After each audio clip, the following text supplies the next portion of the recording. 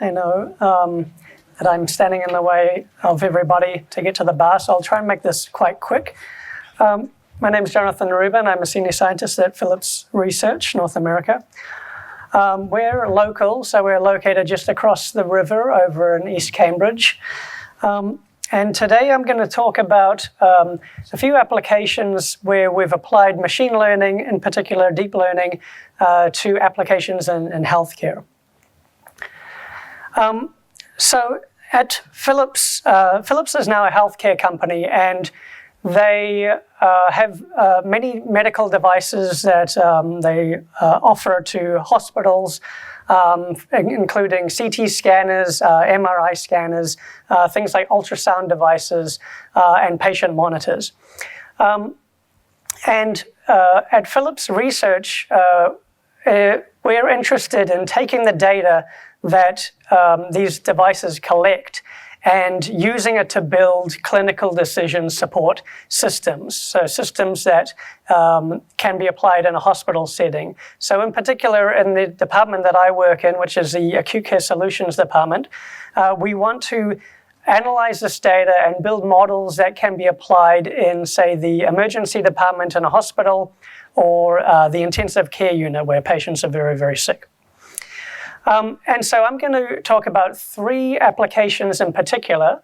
For each one, I want to motivate the problem, describe the problem, give a little bit of motivation for why we want to use machine learning-based approaches and how we can use them to try to tackle some of the problem, some of the issues in healthcare. And for each one, I'm going to sort of orient each problem using this 4 blocks sort of system here. So in the top left, I'll describe the domain, so the type of data that we're dealing with. This could be clinical time series data or medical imaging data. Then I'll describe what sort of approach we use. So these are standard algorithms, things like recurrent neural networks, convolutional neural networks. And so for each one, I'll say a little bit about where these approaches have had tremendous success recently in other applications. And then I want to sort of touch upon what we have to consider when we apply these approaches to the healthcare domain and the individual challenges that we face with healthcare data. Okay, so here are the 3 applications. The first one is about analyzing data that we get from the electronic health record. So this is data like vital signs, lab values, medication information, in order to predict life-threatening events in the intensive care unit. The second one is about looking at physiological waveforms, in particular the electrocardiogram that measures the electrical activity of the heart in order to detect abnormal heart rhythms. And then the third one is about doing segmentation of stroke lesions in the brain from 3D medical images. And so each of these are very different problems. Each of them requires a different set of tools and techniques to be able to build useful algorithms that are going to generalize from hospital to hospital and from patient to patient. Okay, so the first use case is about looking at data that comes from the electronic health record or electronic medical record. As I mentioned, data like vital signs, lab values, and some demographic information in order to predict whether a patient may develop sepsis in the ICU. So what exactly is sepsis? Well, sepsis is a condition that's caused by bacteria entering the bloodstream, where it spreads throughout a person's body, causing uncontrolled inflammation. And when this happens, if it's not treated quite quickly, then this will lead to organ damage and then eventually death. And so it's a major problem. It's a leading cause of death in US hospitals. It kills more than 500,000 people in Europe and the US every year. In fact, every 3 seconds, somebody will die of sepsis. And it's the number one cost to US hospital systems, costing over $24 billion a year. And a lot of these deaths can be avoided if we can just do something about it a little bit sooner. In fact, for every hour that treatment is delayed, there's an 8% increase in a patient's risk of death and their mortality. So here are the 4 blocks for this problem of predicting sepsis. We're dealing with clinical time series data from the EMR. And the approach we use is a combination of recurrent neural networks with temporal convolutional neural networks, or TCNs. So if you haven't heard of a TCN, it's effectively just an alternative to a recurrent neural network, but it uses convolutions, and you can apply it to sequential time series data. These approaches have obviously been used very successfully in things like natural language processing, and they're also a component of automatic speech recognition systems. And so the challenges that we have when we apply things like RNNs to this clinical time series data from the EMR is that the data can be very noisy. There are missing values that we have to deal with. The data is sampled sort of irregularly in time. And in fact, the data could also just be complete garbage. Sometimes you see values that are outside the range of physiologically plausible values. So we have to take these things into account when we build these models.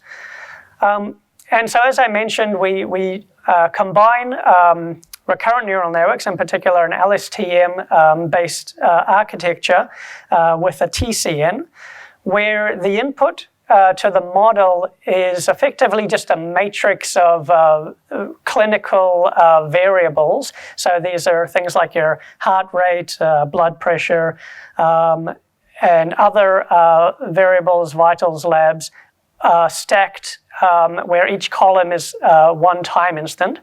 And a lot of the values can be missing. And so we give this matrix to a architecture known as a recurrent imputation for time series, or a RITS architecture, where the goal of this network, this is effectively just an LSTM that can handle missing information within its input. So we train this network up to fill in all of this missing information so that once we get an output from the RITS model, we've filled in all of those gaps by imputing the values. Then we take those imputations and we pass them to the temporal convolutional neural network, which actually does the prediction. So this is just doing effectively spitting out a value between that's either 0 or 1, where 1 is a prediction of early sepsis. Okay, and so here's just a handful of results for 4 patients. If we just focus on this plot for the time being, on the x-axis is time in hours, and on the y-axis is the probability of sepsis onset.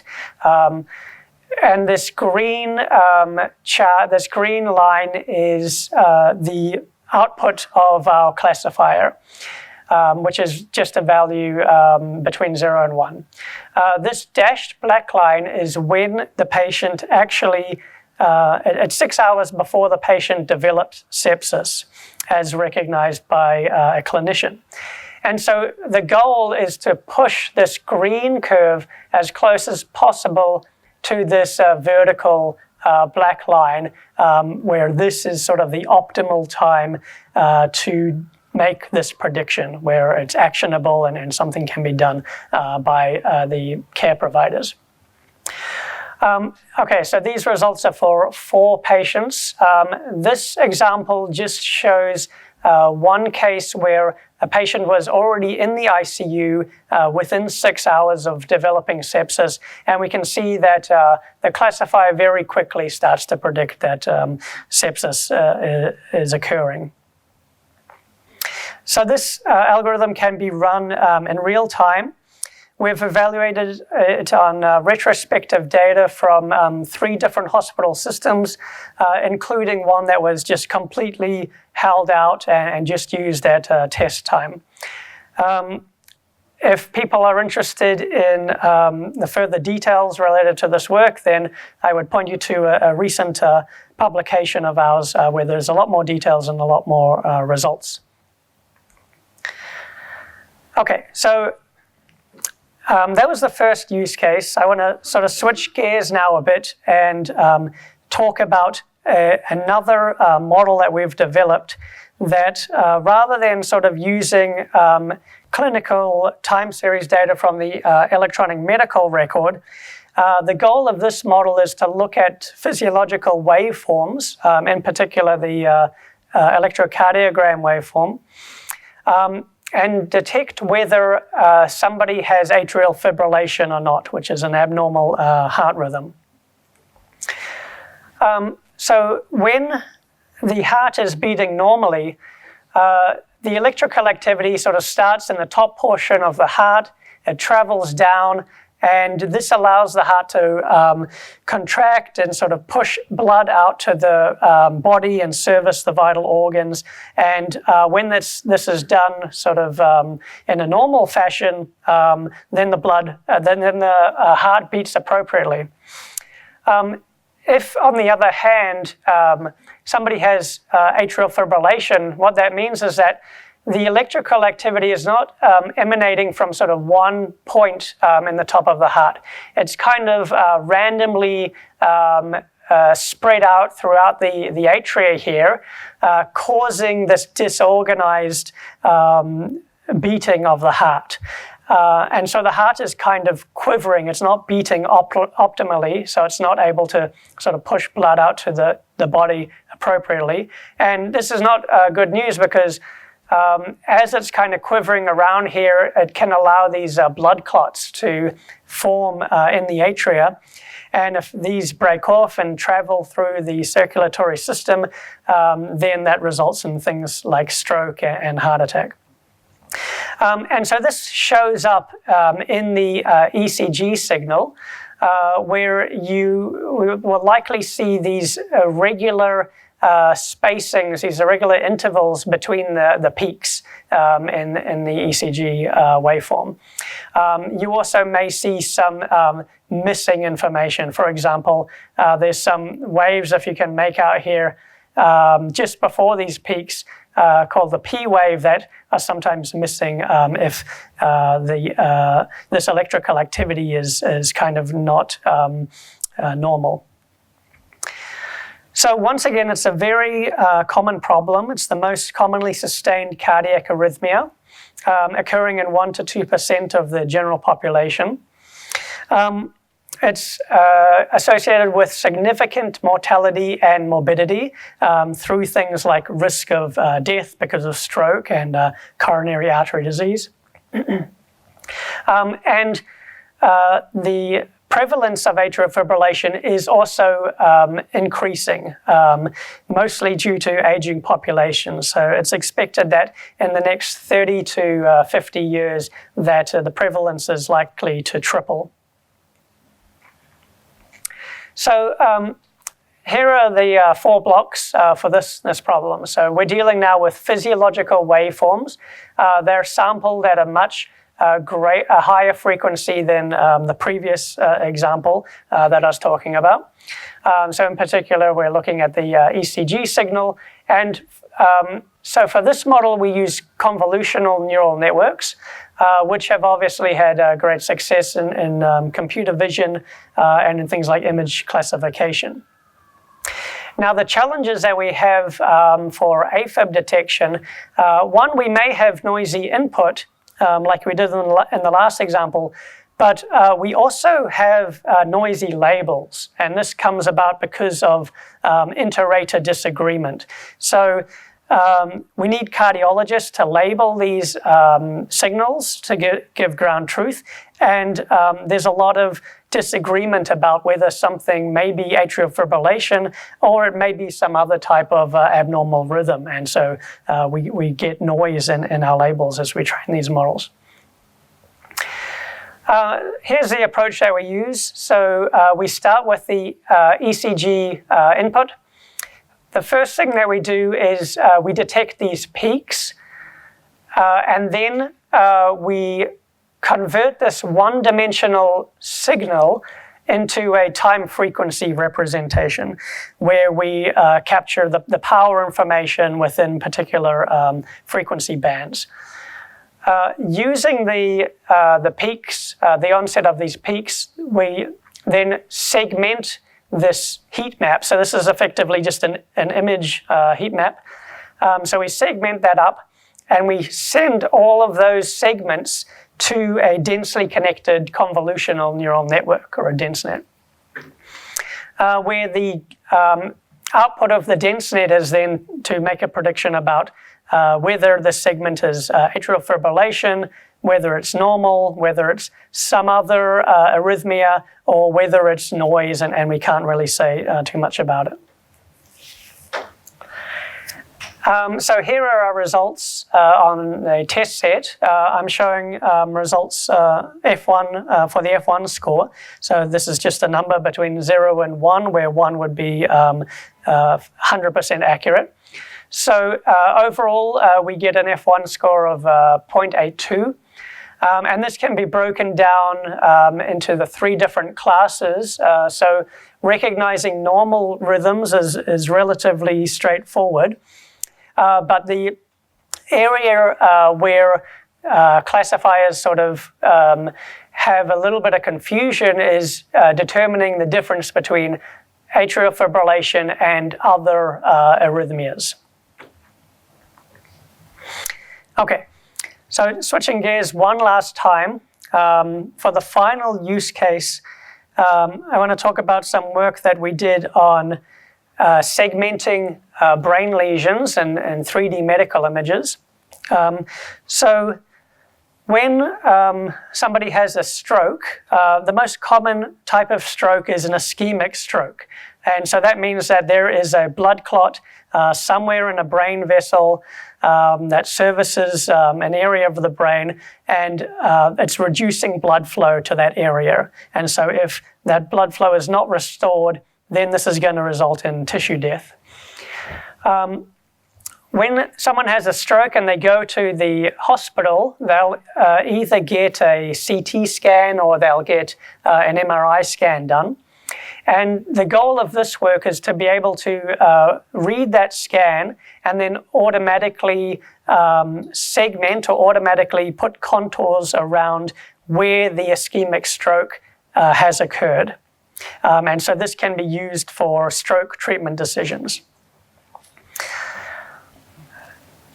Now, if you look at an MRI scan, it's quite obvious to sort of tell where the ischemic stroke lesion is. You can kind of see these white splotches. You can see these hyperintensities show up quite readily.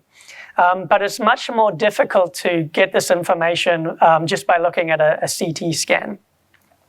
However, CT has advantages over MRI. It's much cheaper, it's faster, and it's much more readily available than MRI. And so the goal of this work was to be able to do this segmentation of stroke lesions, but to do it in a modality known as CT perfusion rather than an MRI. So now we're dealing with these 3D medical volumes, and the approach we use is a combination of a fully convolutional neural network. So we're not just classifying these images now. We actually want to do a per pixel or a per voxel labeling of every pixel in the input. And to do that, we use this encoder-decoder sort of architecture.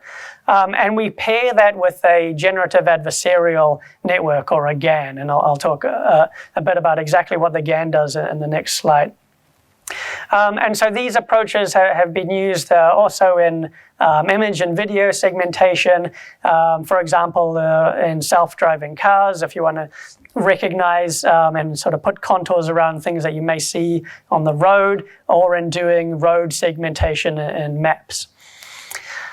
And the problems and challenges that we have for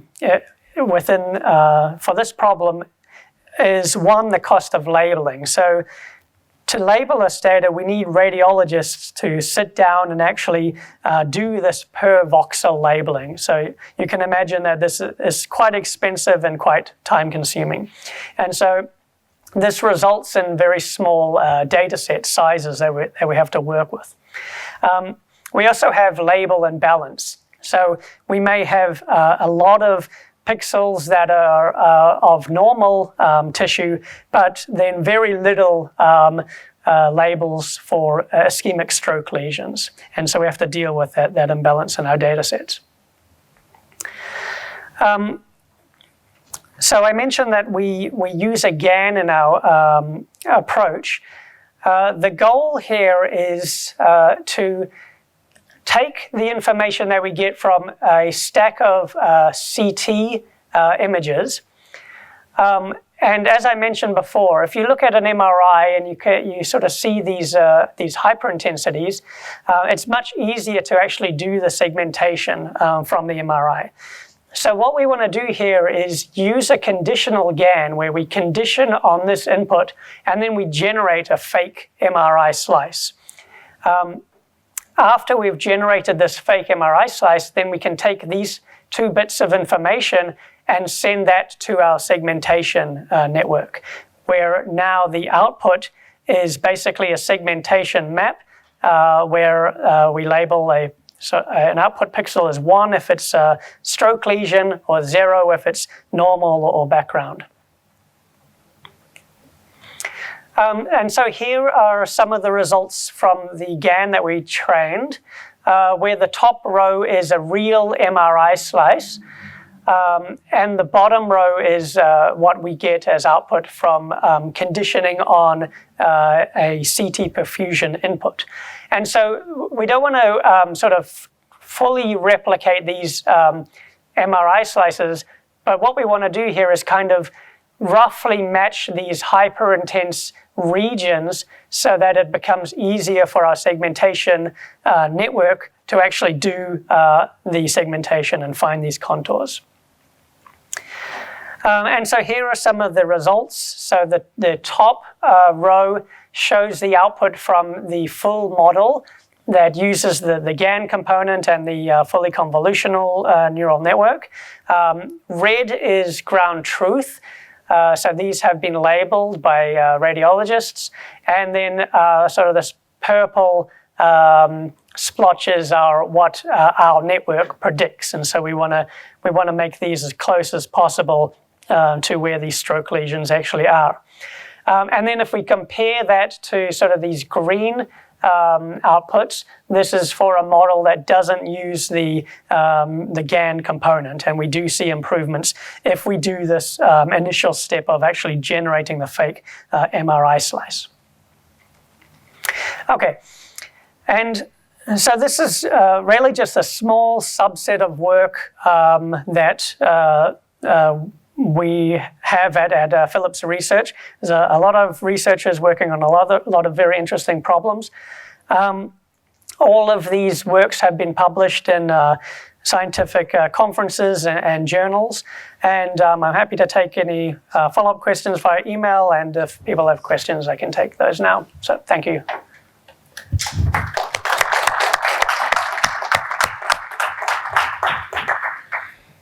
Do we have any questions for Jonathan?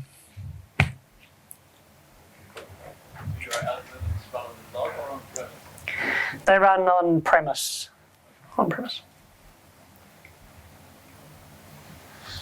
Any other questions?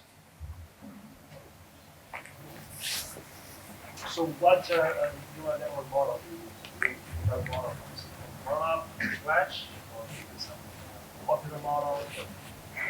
So, as in, like, do we use sort of pre-trained types of models? Some out there that people publish? Do you just take them or modify, or do you do that model from scratch?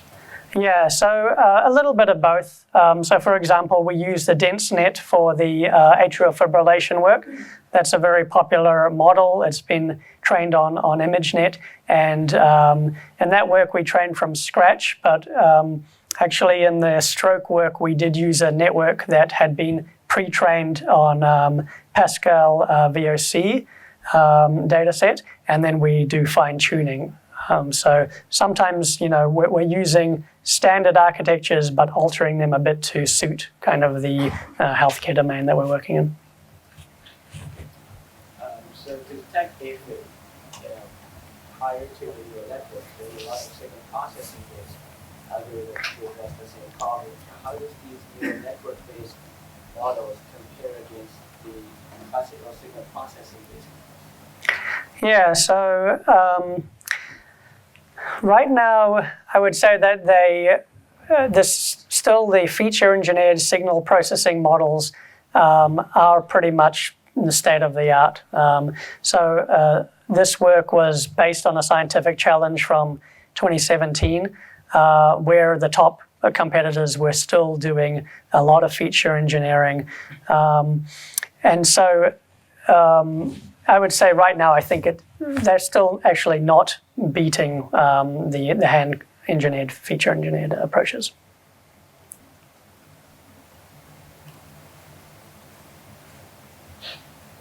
Any more questions?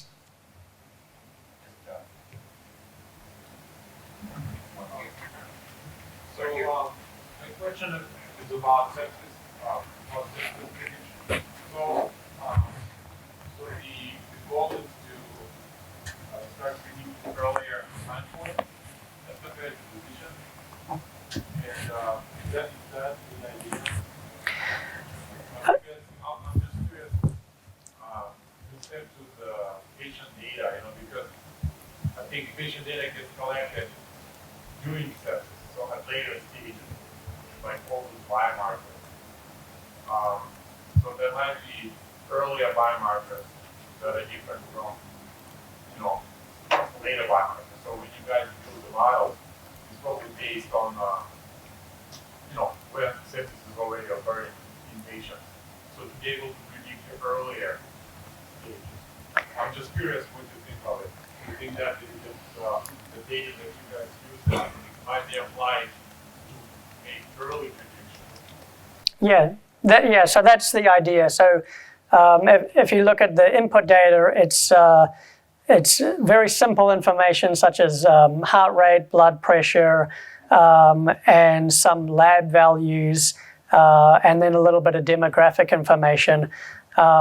And later on, you may have much more data from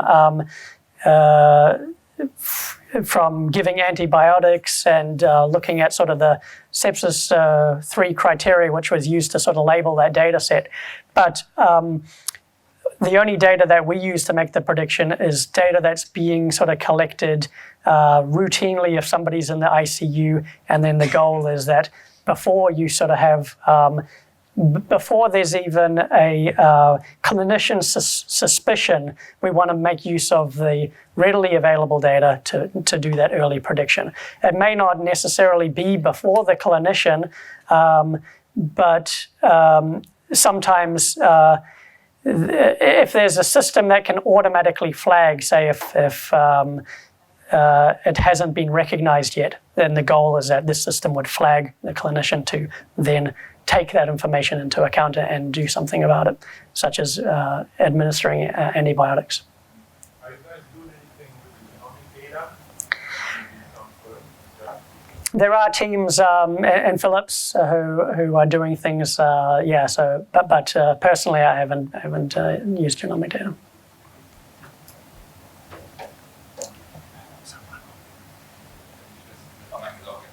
I had a question around, based on your use case, is there a need to run these locally, either because of privacy or latency or the amount of data that needs to go, or are you running on the cloud? So if you were to deploy this in a hospital, then we wouldn't be able to run on the cloud. It would need to be sort of within a local system. And are you able to share today what are systems that you use it on for your inferencing? Sure. So at this stage, this is all sort of more on the research side of things. They haven't been deployed in a hospital setting and sort of being run in day to day. So in developing this, we have access to a small handful of GPU servers. The frameworks that we use were PyTorch and TensorFlow. And when we do inference, it's really just on a test set, and so we use the same setup. It's a server with maybe a couple of GPUs. We have some with 8 GPUs, but no more than 8 GPUs on one server. Got it. Thank you.